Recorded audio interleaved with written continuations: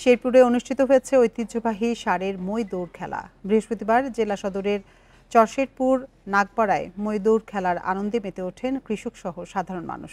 আয়োজকরা জানান, শত বছর ধরে বিভিন্ন স্থানে কৃষকরা ষাঁড়ের মই দৌড় খেলাটি আয়োজন করে আসছে। গ্রাম বাংলার ঐতিহ্যকে ধরে রাখতে এবং নতুন প্রজন্মকে জানাতে এই খেলার আয়োজন করা হয়েছে।